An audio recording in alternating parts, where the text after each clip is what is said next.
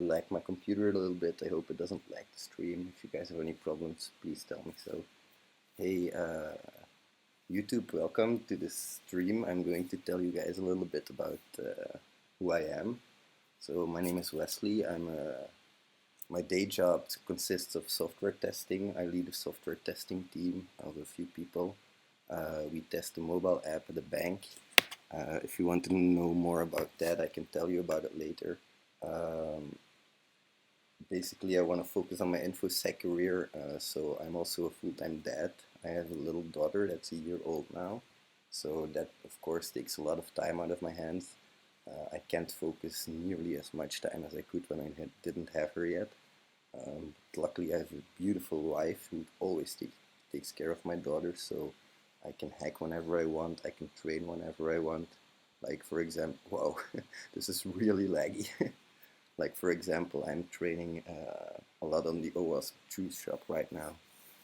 And I started getting really interested in info security about, well, actually, it all started when I was about 11 years old and I fucked up this computer really bad.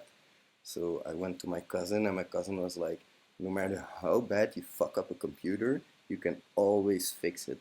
So I was like, that sounds interesting. I want to learn how now. So I started intentionally breaking my computers, bringing them to him, seeing how he fixed them.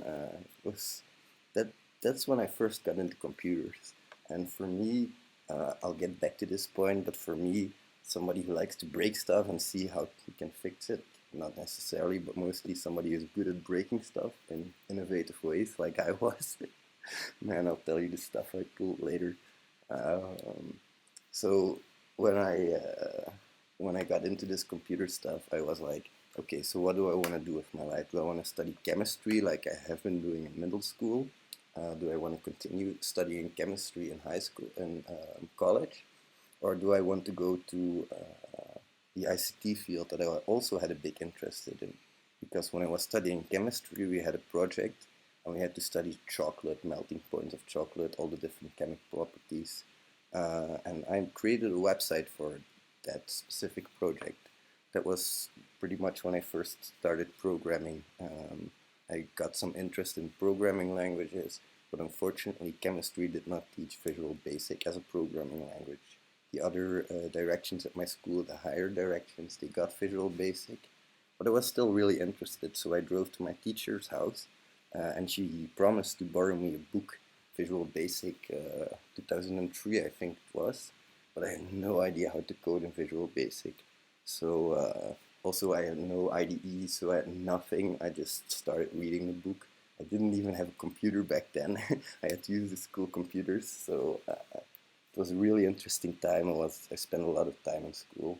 Um, and this one time, when I got my report card that same year, uh, a really smart teacher, he asked me, "Do you know how RAM, random access memory, how that works internally, like really on a electric level with the logic gates and everything?" And I had to honestly admit that I had no clue. I went looking for it on Google. I went looking everywhere I could in the library, and I had no clue. So that got me even more interested in it. So I come to my last year. I finish chemistry, and I stand before a decision: do I want to go to college in chemistry, or do I want to go follow some ICT direction? I went with the second thing because I already did chemistry. I was kind of sick of it. Uh, Not as sick of it as I think of now, but looking back at it, I was pretty sick of it. So I did my chemistry, and then I went into ICT. I started the first year with a general directions here, so you didn't really have to pick. And then I went into network management. One of the courses in network management was hacking, so cybersecurity. I really enjoyed that course, and that was one of the reasons I took that course. When I went into cybersecurity course, there was a teacher who asked us the question, do you know what makes symmetric encryption so safe? Why it's so safe, asymmetric encryption? So when you have two keys, a public and a private key, why is it so safe?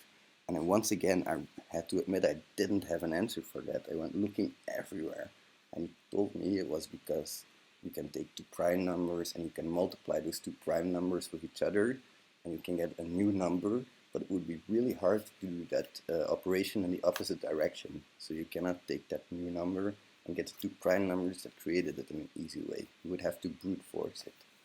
And that was really a big revelation for me, because I was like, I need to know more about this kind of stuff, cryptography, security. It was really interesting, but I didn't really have a chance to get into much more contact with it at that stage of my life, because I had a lot of other projects. I was still learning how to program, and my plan was, in that stage of my life, to gain general IT experience as much as I could and get a feeling for when I was ready to start hacking. Because I knew that hacking was such a broad topic.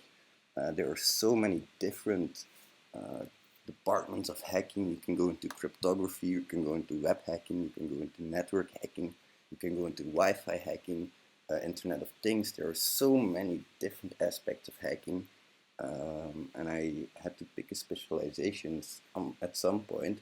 But first, I wanted to gain all the experience that I could.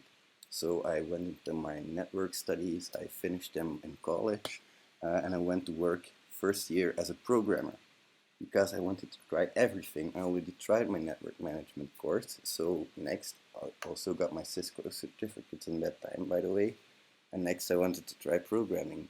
So I started programming, and I first worked with a company that used WinDev, and WinDev is a programming language. It is a top level. It's very high level.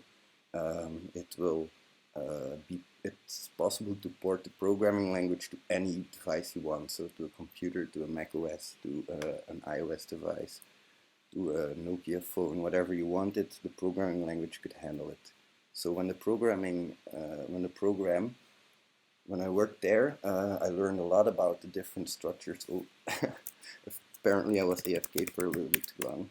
When I worked at that company, I learned a lot about the different architectures that there were, because one app to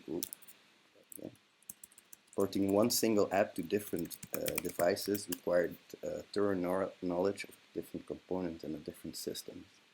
Um, now, when sorry, give me a sec here, guys. There we go. Back at it. Now, that was really good for my hacking career, because you really need a thorough knowledge of all the different systems, especially servers. Servers are really interesting to me.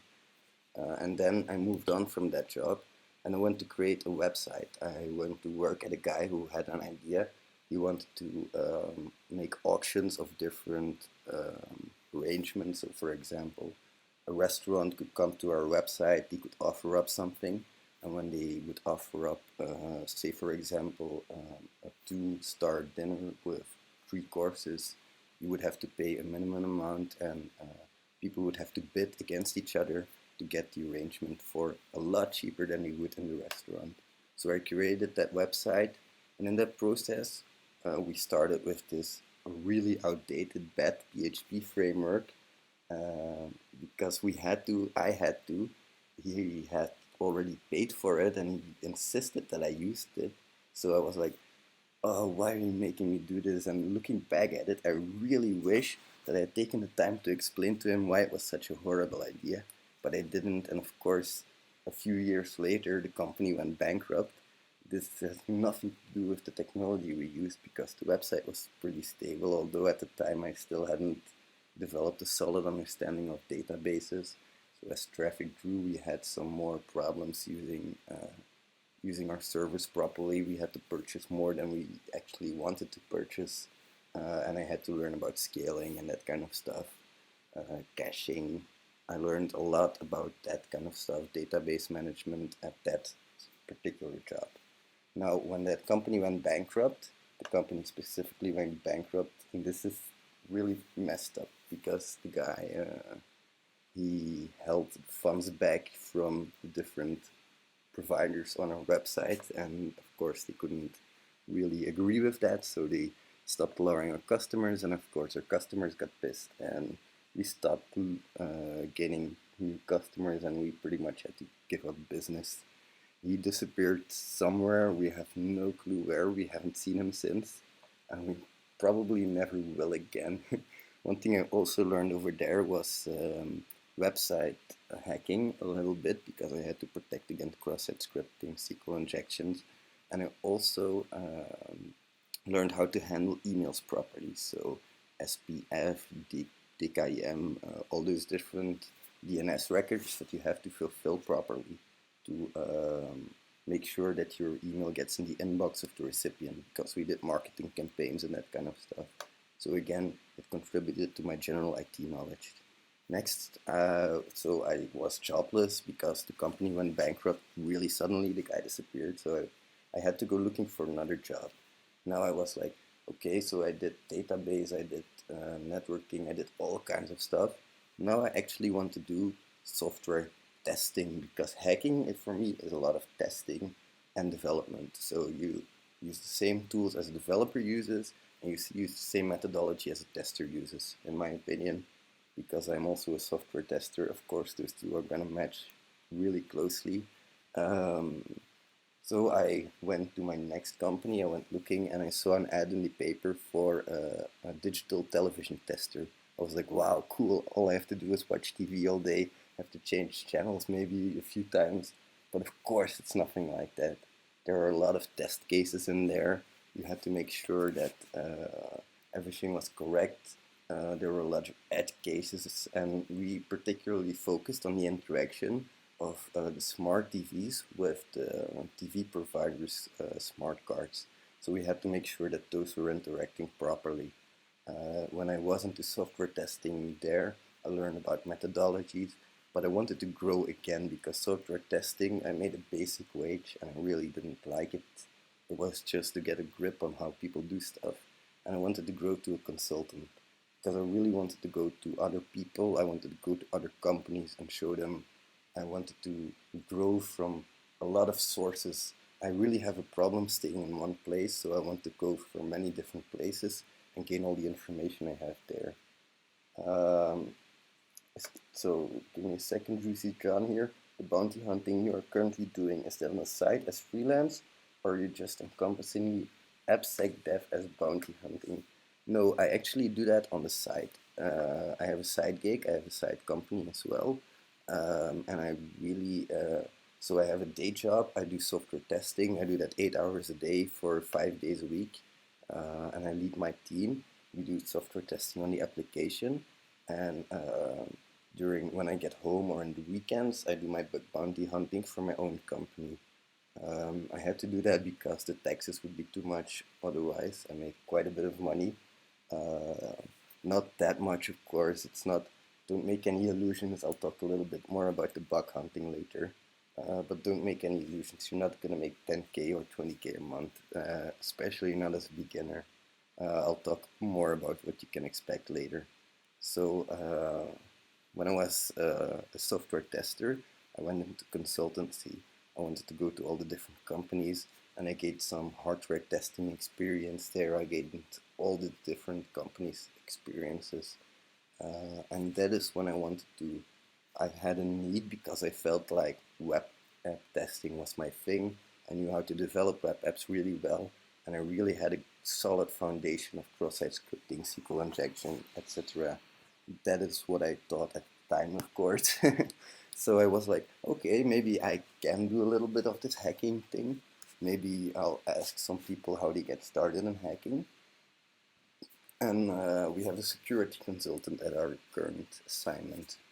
So this is the hacking part. This is where the hacking all starts, the real hacking. Back in, I'm gonna have to think now, February, maybe July, somewhere in that period of last year of 2019, um, they advised me to start offensive security certified professional. So I went looking for the course. I was like, wow, that's a lot of money. It was like really expensive for 90 days. So I went to my boss because where I work, I have a really good job. And where I work, we have a budget for the different trainings we want to do. So I went there and was like, can I please do this training? He was like, sure, of course, it's your development, it's your training budget, do whatever you like with it. So I was like, okay, let's do this, right? We ordered the course, and about a few weeks later, I got it in my inbox, and I started crunching. So when I got to my offensive security certified professional course, the first thing I did was I took my PDF, I took the video files, and was like, okay, I'm going to watch the video files first, all of them. Next, I'm going to read the PDF first, all of it. And then I was like, okay, now that I have a solid foundation, I'm going to go to the labs and see what I can hack. I'm going to go